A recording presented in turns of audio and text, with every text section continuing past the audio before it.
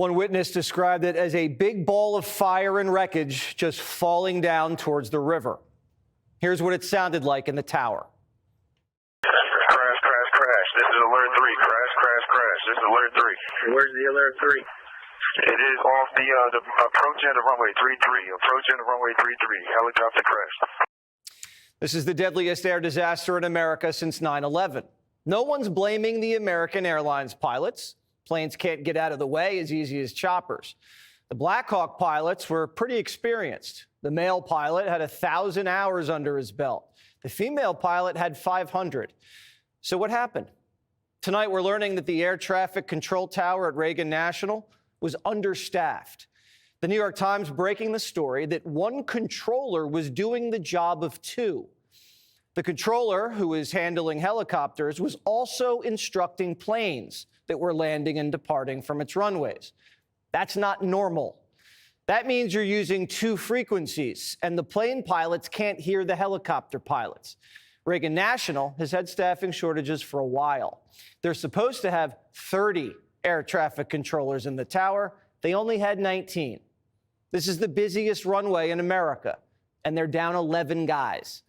In fact, the Washington Post is reporting that just Tuesday, another jet trying to land aborted and had to make a second approach after a helicopter appeared on its flight path. The president briefed the nation this morning and said DEI could be a factor. I do want to point out that various articles that appeared prior to my entering office, and here's one. The FAA's diversity push includes focus on hiring people with severe intellectual and psychiatric disabilities. That is amazing. Brilliant people have to be in those positions, and their lives are actually shortened, very substantially shortened because of the stress, where you have many, many planes coming into one target, and you need a very special talent and a very special genius to be able to do it. Secretary Pete Buttigieg, a real winner. That guy's a real winner. Do you know how badly everything's run since he's run this Department of Transportation? He's a disaster. He was a disaster as a mayor. He ran his city into the ground, and he's a disaster now. He's just got a good lineup. Anytime you mention DEI, the press goes crazy because that's their baby. You don't even yet know the names of the 67 people who were killed, and you are blaming Democrats and DEI policies and air traffic control. And don't you think you're getting ahead of the investigation right now? No, I don't think so at all. I don't think with the names of the people, you mean the names of the people that are on the plane, you think that's going to make a difference? Does it comfort their families? They are a group of DEI people that have policies? lost their lives. If you want a list of the names, we can give you that. We'll be giving that very soon. We're in coordination with American Airlines. We're in coordination very strongly, obviously, with the military. But I think that's not a very smart question. But are you I'm surprised coming from you. And the DEI defenders didn't stop. I'm trying to figure out how you can come to the conclusion right now that diversity had something to do with this crash. Because I have common sense, okay? And unfortunately, a lot of people don't. We want brilliant people doing this. This is a major chess game at the highest level. When you have 60 planes coming in during a short period of time, and they're all coming in different directions, and you're dealing with very high-level computer work and very complex computers. And one of the other things I will tell you is that the systems that were built, I was going to rebuild the entire system, and then we had an election that didn't turn out the way it should have. Now, we don't know what factor DEI played here. Could have been a mechanical issue, could have been medical.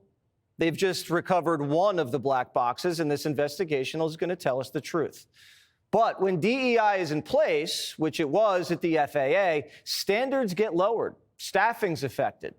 And when there's a disaster like this, it makes everyone naturally suspicious. Late in the Obama-Biden administration, 1,000 well-qualified air traffic control applicants were rejected for not being diverse enough. That caused staffing shortages. And the Biden administration was sued for discriminating against qualified white applicants. The COVID shutdowns didn't help staffing either. They stopped training controllers for 2 years. How are air traffic controllers not essential workers? I have no idea. And this DEI thing isn't just a race thing. Biden instituted DEI quotas at the FAA in order to recruit workers who were deaf, vision impaired, missing limbs, completely paralyzed, epileptic, people who were severely intellectually disabled, psychiatrically disabled, and dwarfs. This was Biden's FAA just 2 years ago. We need a diverse group of air traffic controllers to bring distinct perspectives to handle the ever-changing aerospace landscape. I'm calling on students and alumni from HBCUs, Hispanic serving institutions, and tribal colleges to apply now to become air traffic controllers. Primetime also found this little slideshow from the Biden FAA titled Rethinking Diversity. And it says, quote, diversity plus inclusion equals better performance. Is that true? A major problem was that the FAA couldn't even fill their own DEI quotas.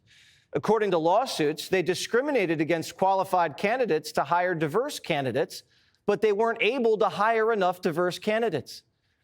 Air traffic control towers are short-staffed across the country. The agency has 1,000 fewer certified controllers today than it did a decade ago. Only 1% of air traffic facilities met their staffing targets last year. 1%. Why is the FAA the only agency in the federal government short-staffed?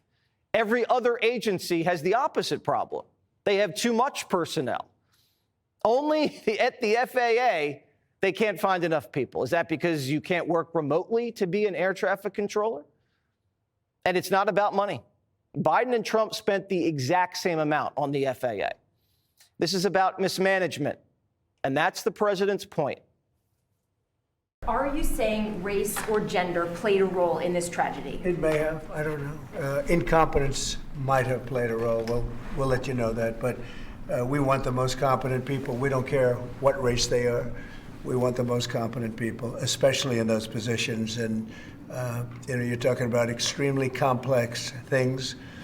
And if they don't have a great brain, a great power of the brain, they're not going to be very good at what they do, and bad things will happen. This is about competence, and it starts at the top. In less than 24 hours, the president came out, held an open-ended press conference with his secretaries of transportation and defense and his VP, and then took questions in the Oval and signed a presidential memo to get to the bottom of things. As a reminder, this is who Joe Biden nominated to run the FAA. What airspace requires an ADS-B transponder? Quickly, please. Thank you for the question, Senator. Not sure I can answer that question right now. So what are the 6 types of special use airspace that protect this national security that appear on FAA charts? Quickly, please. Sorry, Senator, I cannot answer that question. So what are the operational limitations of a pilot flying under basic med? Well, thank you for the question, Senator. I'm not a pilot, so. Can you tell me what the minimum separation distance is for landing and departing airliners during the daytime, Mr. Washington? I don't want to guess on that. Do you know the difference between those two, Part 44809 and Part 107? Do you know the difference there? No, I cannot. That guy had to withdraw his nomination because he was so unqualified. We've had mechanical issues with Boeing jets. Tulsi Gabbard was put on a TSA watch list. We've had near misses over and over again. These things should never happen in the United States of America. And a crash like this should never happen again. Our hearts and prayers go out to the families of these victims. We are so sorry for your loss.